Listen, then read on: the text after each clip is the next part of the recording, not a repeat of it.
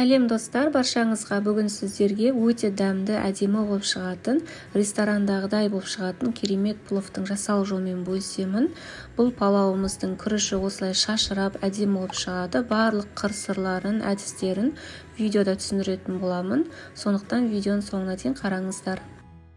Ендеше бастаймыз. Бізге ет қажет болады. Менде бұл жерде жылқы еті шамамен 600 граммдай. Етімізді осы видеода көрсетілгендей үлкен кубиктерге турап аламыз.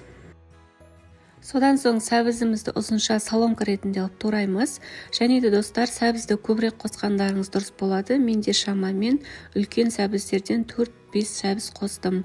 Мінекей осында ұзынша алып тураймыз. Сәбіздің көбірек болғаны біздің палауымыздың дәмін келтіретін болады. Және пиязымызды тураймыз. Пиязды жарты сақина қылып турап аламыз. Кішкене пиязды көбірек қосқандарыңыз дұрыс болады. Менде бұл жерде орташа пияздан 2 пияз қолдандым. Енді палауымызды пісіре бастаймыз. Ол үшін бізге қазан қажет болады. Мен чугун қазанын қолданамын. Егер үйлеріңізде болып жатса, осы қазанды қолдануға кеңес беремін.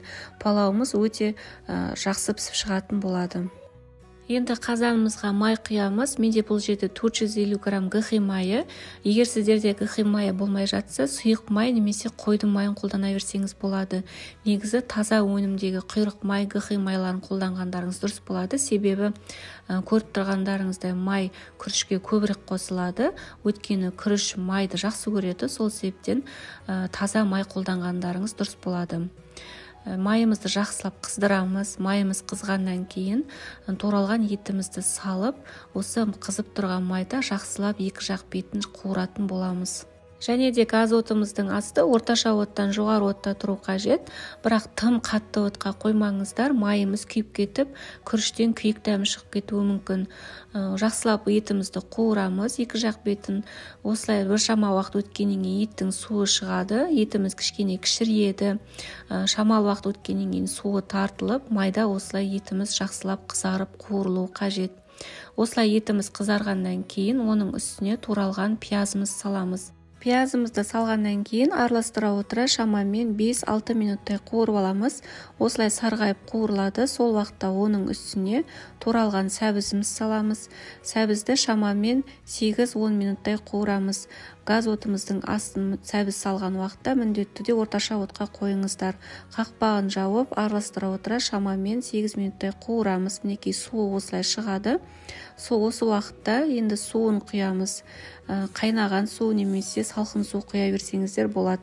Мен бұл жерде суды көз мөлшерінде құйдым. Қазанның қақпағын жауып, судың қайнағанын күтеміз. Суымыз қайнағаннан кейін дәміне қарай тұз саламыз және зира саламыз. Мен отбасым зира ұнатпағандықтан мен зира тұқымын салмадым. Егер сіз ұнатып жатсаңыз, салуға болады. Және қазанның қақпағын жауып, баяу отқа қойып, етіміз толықтай піскенше пісіретін боламыз. Әзірше күрішімізді дайындап аламыз. Май құйған кесемен толтырып 2 кесе күріш салдым. Грамын төменгі описание бөліміне жаза кетемін. Күріштің сапалы түрін қолданғандарыңыз дұрыс болады. Жаңа пловтың күріші шашылып, жауыспай пісуі осы күріштің сапасына байланысты. Жақсы сапалы түрін қолданғандарыңыз дұрыс болады. Күрішті жақсылап 3-4 мәрте салқын суда 3-4 мәрте жуып алатын боламыз. Осы уақыт ішінде шамамен 40 минут арасында етім толықтай пісті, кішкене суы тартылады. Егер суы қатты тартылса, кішкене су құйыңыздар.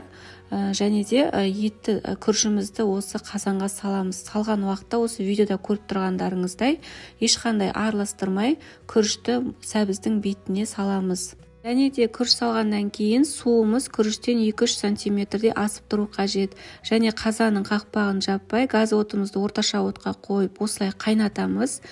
Суымыз тартылады. Суымыз жаңағы күріштің бетімен бірдей тартылған уақытта ортасын ашып, бір бүтіндей сарымсақты саламыз. Және де оның бетіне осындай пищевая пленка немесе осындай жаңағы мешочекті алып, бетіне осылай жауып шығыңыздар. Бұл өте жақсы күріштің пісуіне, күріштің астына жауыспай қалуына жақсы әсер етеді. Міндетті түрде осы әдіс тәсілді жасап көруге кеңес беремін. Енді қазанның қақпағын жауып, оттың астын баяу отқа қойып, шамамен 20 минуттай пісіреміз. 20-25 минуттан артық пісірмейміз. кешірмеңіздер, біздің барлық күрішіміз толықтай 20-25 минутта пісіп шығатын болады. Мінекей осындай әдемі болып шашыраңқы болып пісіп шығады. Ортасындағы сарымсақты алып, енді ыдысымызға күрішімізді салатын боламыз. Мінекей достар, осымен плов дайын, өте әдемі, дәмді болып шығады. Байқап қарап отқандарыңыздай, күрішіміз ешқандай жабыспаған, шашыраңқы болып әдемі болып шығатын болады.